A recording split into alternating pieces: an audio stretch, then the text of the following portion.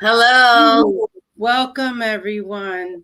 Welcome to another episode of Living the Legend mini interview series, where we'll be highlighting the powerful impact of Color of Women teacher certification training and speaking to our Color of Women graduates.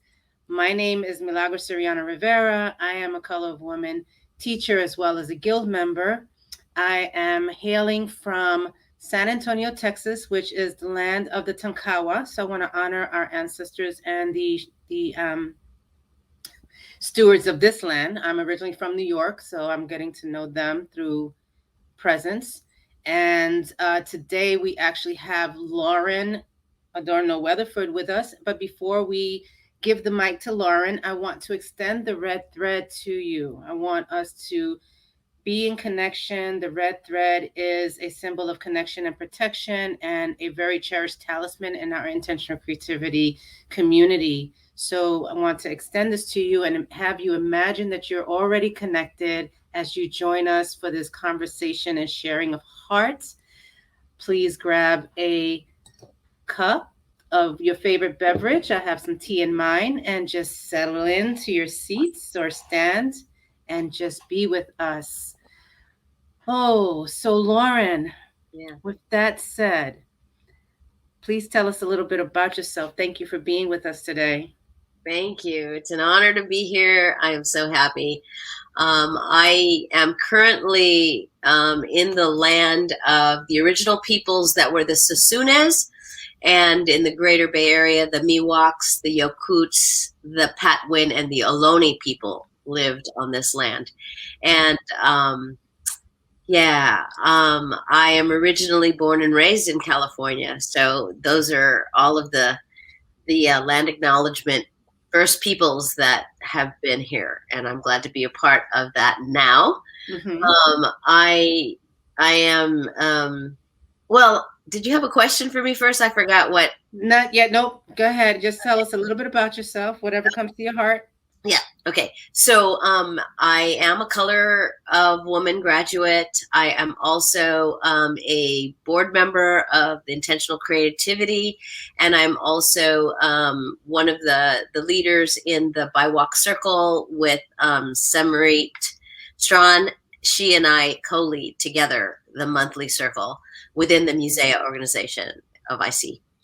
And let's see what else. Yeah, I started painting with Shiloh in 2013, and then I joined Color of Woman in 2014. So since then, I've been painting, and I was not a painter before I met Shiloh. So I came as a newbie. I came as not a trained artist, and I still don't consider myself a trained artist. I'm an intuitive visionary artist, Yes. what I consider myself. That's beautiful. A lot of us don't. And I mean, the work that comes from this course and anything that Shiloh puts out, I mean, intentional creativity as a whole, the majority of the women who have taken, or even the men that have taken the classes or done any of the painting and teachings with some of our teachers, they've never painted before. And the work has been so amazing. We've even put together shows and it's just outstanding, just the thought that someone that's never picked up a paintbrush can create so much beauty. And that's what intentional creativity is about, right, Lauren? It's about putting your heart and just bringing beauty into the world and just being intent as you create and just creating love. And it's just so awesome. I do see your painting behind you, Uh-huh. but before we get to her, I definitely want to delve a little bit more into your journey. So if you can tell us a little bit about how you came onto the path of intentional creativity, and your choice to become a color woman teacher. Yes, gladly.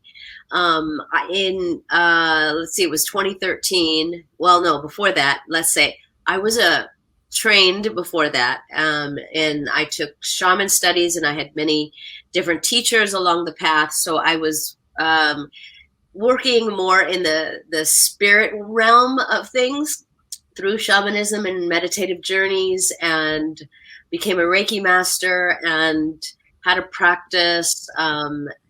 Did that kind of work, and then in 2013 was when a friend of mine was painting, and I saw that she was painting these images, and I was like, what is she doing? I know she's not an artist, but she's an artist. And she turned me on to Shiloh Sophia. And so I joined the first year of her online painting course. For me, it was my first painting foray, but it was all online in 2013, and did about 14 or 15 paintings and of faces. And at that time, they were talking about the saints and painting the saints, Saint Joan of Arc, Saint Sophia, Mother Teresa. We were doing several paintings during that year. And I had a whole bunch of paintings from real lived saints that walked the earth. And that was my first experience with that. And then from there, I was hooked on painting faces, because I had never done that before. And it was a scary, it took a lot of courage to get to that place to do paintings. But I figured I had gotten that whole year behind me. I created my own show after that, and presented them to my beautiful community. And I was ready to do more. And that's when I joined the Color of Woman training in 2014. I am so glad you said yes. And I wish I could have been at that show. It must have been amazing. Oh my goodness. Just to, to the thought of painting Mother Teresa, Yeah. It's awesome. Yeah. But I know that you also shared with me that although you had been painting for a while, this particular muse was the first time that you truly did an intuitive painting and actually connected. So explain that for me. Yes. This muse of mine has been with me all of my life, this current incarnation, and she's been with me for other incarnations. And I originally met her as one of my spirit allies or guardians when I was doing my shamanic journeying work and meeting. We have a tribe, and you have a whole bunch of people behind you, including your DNA ancestors that are with you. And so she came up in my training during that many years before I even painted her. And I didn't really ever see her clearly, but I knew her essence when she would present herself to me, when she would speak to me in a quiet meditative place. I knew when she was guiding me. So she was a presence in my shamanic world and in my life that was important. But it wasn't until I went to Color of Woman training and we were painting our muse, and I didn't have her in mind per se. I just went with my open heart. Who is my muse? Show me, basically. And she's what was painted. And she took my breath away, and I knew exactly who she was. Exactly who she was. But while I was in the class, it was a couple of days you go through like meditations on a sort to get more information, to get symbols, those kinds of things. Delilah guides you through that. The visions. Very beautifully. And so those things come up. But I was dreaming at night, and then she came forth, and I had seen the doorway. I'd seen the door first, and then opening the door, and I took a grab of the handle, and the handle was this star. It was a beautiful star. And I opened the door, the star door handle, and then I moved into this cosmic star nation place in the dream. So I woke up with that dream, going to the canvas the next morning. And I didn't know how to paint cosmos or stars or any of that. And it was in the classroom in Healdsburg where Shiloh was teaching then, and she said, "Ask Sue. Go to Sue. She knows about that, and she can help you." And I said, "Oh, okay, perfect." And luckily, she had a moment. She was with some other students, and when she had an opening, then I went to Sue and I asked her, "Please, please, can you show me? Can you show me how to do the stars?" And then I told her about the dream. And she was like, "Okay." And so we went to the actual door, because I had already painted kind of the green shape around the door. Right. Painted the inside of it yet. And Sue actually did that first star that's on my doorknob. She did that star, and then she showed me how to do the cluster of stars behind and how to paint the shadow, so some feel closer and some feel more further away. And then she had me practice a couple of them back there in the Cosmos door. And then at the upper part of the corner of the painting there's a whole group of more cosmic stars. And I was able to draw and paint those out. So this painting is filled with legacy, DNA, love from our matriarch, who I miss dearly. And I feel so blessed to have had her actual touch onto a canvas of mine, and especially this one because it is my muse, who I love so much, and I have a continued relationship with from here moving forward into eternity, into the next one. She's with me, and I'm with her. Oh, well, I witnessed you honoring Sue. I honor Sue as well. The thought of having a painting with her energy on it, her having touched in that experience. We had another call earlier today, the community artist call, and we were honoring Sue again and going through her paintings. And, I was really looking forward to this interview with you because I knew that you actually had something, a talisman of sorts that held her energy. And I know how precious she is to you. Yes. So I definitely honor you both. That's awesome. So I know you'll never paint it. You'll never sell it, rather.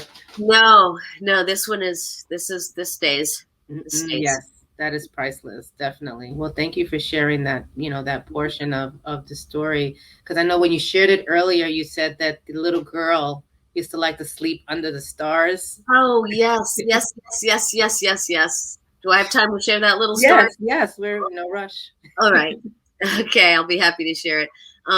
So her name is Delilah Rainwater, and Delilah, when she was a baby, lived somewhere in South America. I want to say Peru, Ecuador, that region.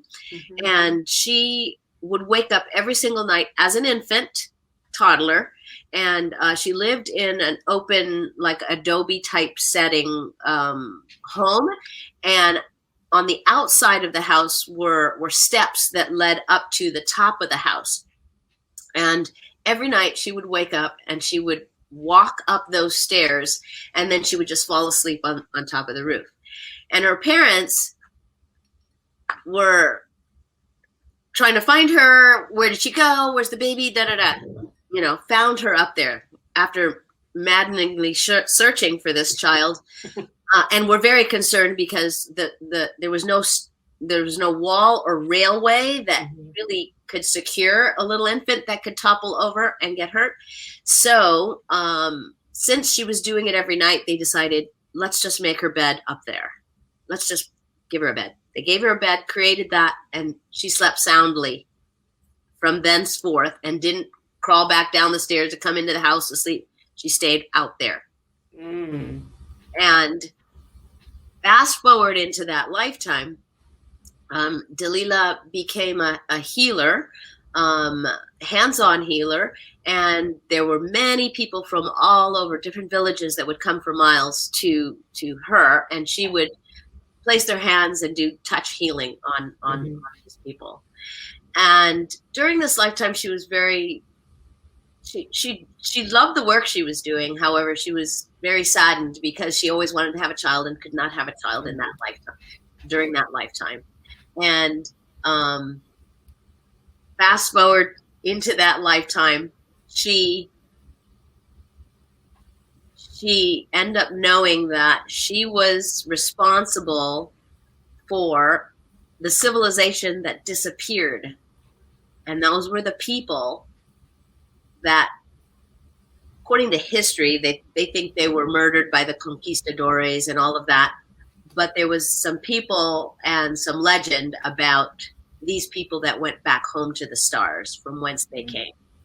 And Delilah was one of the people that, when she was laying on the roof, was communing with the star nations and star people and getting information and encodings from them. And anybody that she touched or healed, she was encoding them, and they were able to transport themselves to safety during the time that there was conquest going on.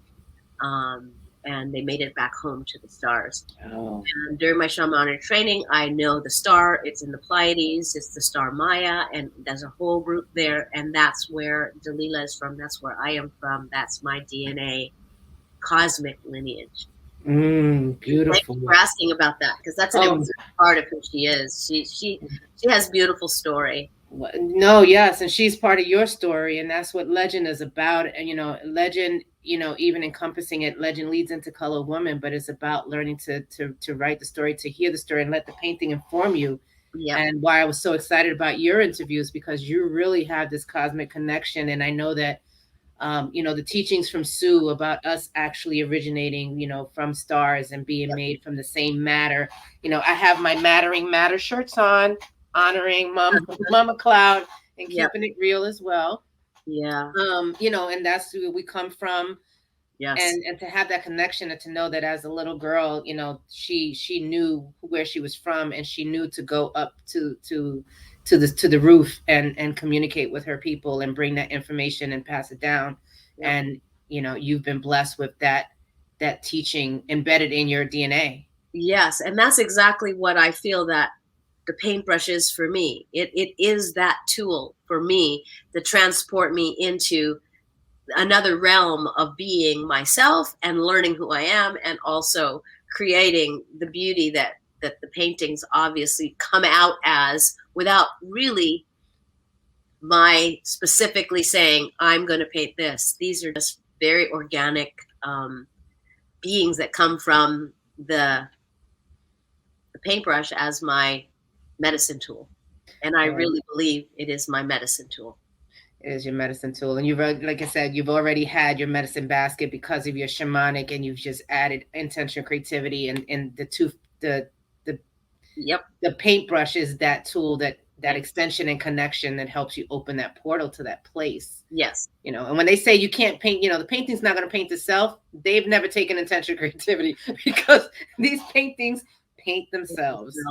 They paint themselves. And I don't think there's one Color Woman teacher or anyone who's taken any of the painting courses that actually looked at their painting when they were done and didn't ask, who did that? Yeah, they're often so surprising, and we want to know more. We want to learn. I know for me, as soon as I get eyes, I'm like, who are you? What is your story? Please tell me. And then of course that's when the writing comes in, because you're able to channel the message, and it's a beautiful dance. The pen and the paintbrush. The paintbrush, right? And there's lots of tools. I do have lots of tools. I have made drums. I have made baskets. I've made rattles, masks, dolls. I've made all kinds of things, and they're all what we can say is bringing spirit to form. It is tangible. The painting, the canvas, the face on it is tangible, even though this was something that is a part of my spirit world and my ancestral world. It's very, very different, but it's right here.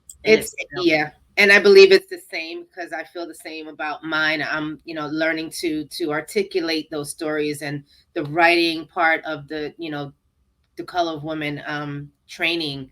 You don't just you paint, but you also do writing, and you do journaling, and you learn use different methods and modalities to express and bring form into those thoughts and those ideas and those downloads. And it is just so powerful, to do that. And I'm just really grateful for Shiloh, creating this, and Yeah. giving us a place to explore, Yeah. our past lives, and they come through, and Yeah. this is all good. Or even, our current situation, just transforming our story from yesterday to today and crossing over and just Right. giving us something that'll help us have the courage to take and make a choice to rewrite our story, to change our framework on how we see the world or ourselves. It's just really awesome. And I'm learning a lot. And I'm Mm. learning a lot from you. And so I'll be hitting you up later to find out a little bit more, because culturally Yes. we share that Yeah. lineage, and I don't know a lot about it. So I always love spending time with you, especially in our BIWOC circles as well, where we're exploring that a little bit more. But Mm-hmm. um, just to learn where I'm from, and who the people that came before me are from. Right. So Well, I honor you for having that strong connection to your heritage and your family lineage. yes. It's all part of knowing who you are. Yeah. But again, we're from the stars, and it's really sinking in. Like, my legend she's shooting stars. She's actually writing my constellation as we speak. I don't know what she's doing, but she's actually placing the constellations where they will best serve me, so that I'll always be able to navigate through my life. Yes. Absolutely. Don't I love believe it. it. It's true. And I'm not talking woo woo. This is some real stuff. No, it's real. It's real. It is. Yeah, it's real, real. Yeah. Did you have any other questions for me? Well, I actually want to let our viewers know you and I actually met for the first time in person just last week, Yes, we and did. we've been connecting virtually for about a year and a half, 2 years now. Uh huh. Oh my God, it was just so beautiful. And that's another thing about being in this community and taking this, is that you don't have to do it alone. That's You have people on the journey with you, witnessing you, and just seeing you through it all. yeah. Aside of the painting and the journaling and the visioning and the writing, you have community, you have connections that they just Yes. I their would agree. lifetime. Yes, I would agree with that. I mean, and yes, we have a really tight bond in our community and we support each other. It's a beautiful, loving place where we lift each other up and we co-create together. That's what this whole organization is about, Yeah, it's weaving. supporting each We other. all have our own piece, and we're weaving that story and that magic carpet as in real time. Yeah. In So real I time. want to just say that I highly encourage you. Just figure you're at a stoplight and or you're coming to a stoplight and the yellow and there's a yellow, and I say proceed past yellow and go to green and join, because you won't be sorry. You will learn so much about yourself, and your growth into who you are becoming. It really gives you a framework that you might not have otherwise, and literally, a painting that you can frame. and Yeah, they're all you, and they're all a they're part of all you. you. And yes, and we also have to start somewhere. Like I said, I wasn't a trained artist in the beginning, and I can't stop painting now. Yeah. I wanted to ask you that we talked about your shamanic journey and color of women, I see intentional creativity being one of those, basic tools in there. Mm-hmm. How do you feel that your shamanic journey prepared you for color of woman, in the context of the medicine basket? Or on the flip side, how have you been able to integrate intentional creativity into your practices and rituals? Good question. I felt like everything that I had brought from my training up to the point of before picking up the paintbrush and learning from Shiloh was very, very connected. Just so much of the training, again, I had mentioned about spirit going to form, that you can't touch spirit and you can't describe it and you can't say how you hear it. And it's really hard. But when you make something tangible, then you have something to show for it or to make it real for you and for others. And so that helps. So for me, the canvas was just another way in to that realm for myself, that shamanic world. It just went hand in hand, and it was smooth, and there was no conflict in it. It just went beautifully. How I bring it out, hi Lincoln. I bring it to my beloveds through either actually doing painting workshops with them, through with my grandchildren, with color, having crayons and colors and things that are at their access so that they can do their own drawings and pick them up and use color and use expression. I've used the red thread circles for many years for rites of passage ceremonies and things like that. I've brought in a lot of ritual. So it all feels to me that it's all holistic. Comes from, different teachings come from different areas, but they all marry into each other in this beautiful melting pot of magic and soul and spirit. And it enriches my life, and those that I come into contact with are very, very excited about, participating or getting it through osmosis. Ritual and ceremonies are fun, no matter how they're done. They're just a beautiful thing to do. So it all works really well with everything I have learned up to this point and into my future, how it's moving into that. And I don't have, a defined picture at the end of this. I'm in it organically as it happens and occurs. And it's a beautiful place to live. Yes, it is, in presence. And that's something that I'm learning to be present. And a lot of times we tend to go out there and we're always like worried about the next thing. And the next thing can't be helped because you're right here, right now. And the next thing is so unpredictable, and it can change and can be influenced by what you do at this moment. And, choosing to be in the moment is a powerful thing. Just that one little step could change everything. So I witnessed that, and I'm, you've had it all there, so your transition was pretty easy. And now you have this talisman and this way to go in, but you also know how to bring it out so that you can tell the story and explain it to others. Exactly. And that's just such a beautiful thing that intentional creativity gives us in whatever form, whether it's a book, whether it's cooking. It's just bringing, whatever it is, you bring it forward from behind the veil. It's beautiful. Thank you. Now, you made a statement about not considering yourself, even after doing all this training and painting for years, you don't consider yourself a trained artist.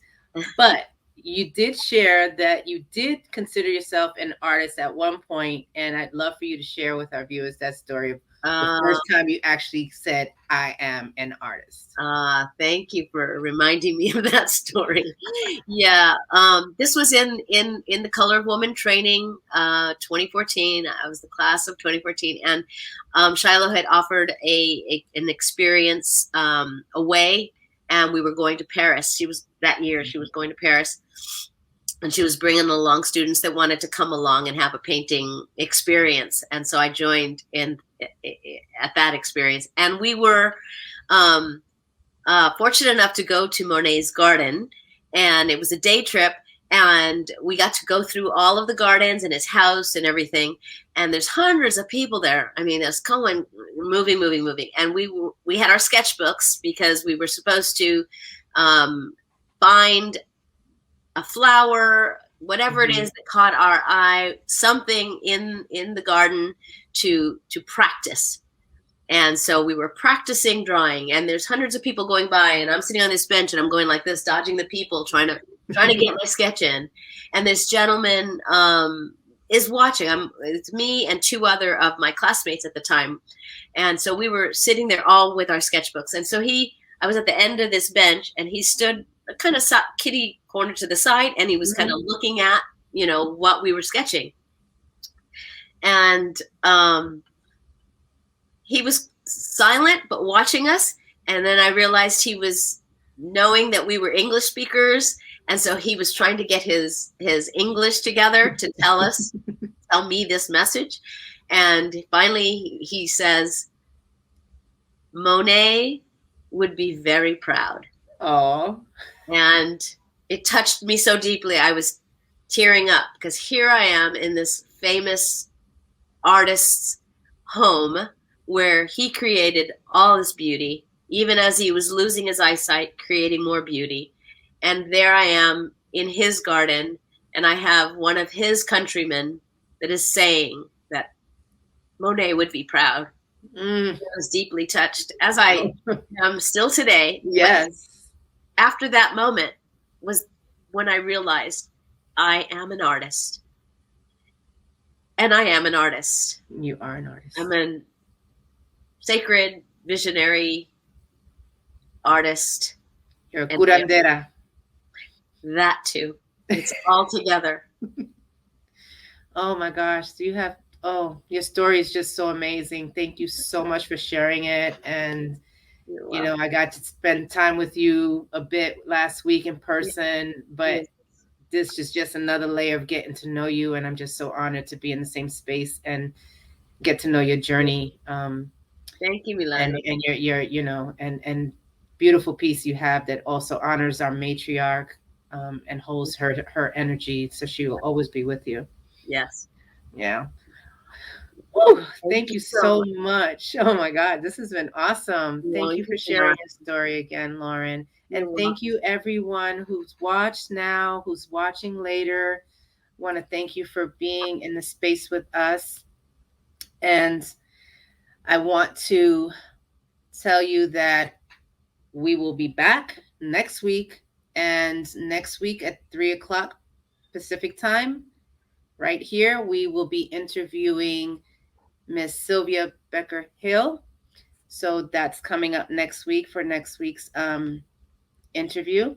And Color Woman teacher training is being extended. So enrollment is being extended till September 15th. So you still have till then to register to enroll. You'll get $1,000 off the tuition, and you'll get a free class of your choice. I believe we're offering 2 classes that you may be able to choose from. You'll get a free class, and it's going to be 5 major paintings over the 9 months. You'll, again, as we stated here, you'll be doing journaling, you'll be doing writing, you'll be doing visioning, and you'll have a whole community of support, other women on the same path as you. The classes will be guided by Shiloh, and you will have support from the guild community, which we're all graduates, so you will have support there. And I'm just hoping that Lauren's share today is just enough to push you over that edge. If you would definitely, she said, don't wait for yellow, just go. So if you're on the fence, don't just enroll today. If you want to find out more or enroll today, definitely just go to colorofwoman.com and you'll have all the information that you need. If you have any questions for Lauren, feel free to put them into the comments of this post, and I'm sure that she will definitely respond in kind, because she loves sharing her story and supporting our beautiful community. And we're so grateful to her. So, Lauren, thank you again. Thank you, Milan. And yes, may love be at the center of all choices. Bless everyone. Bye. Bye for now. See you soon.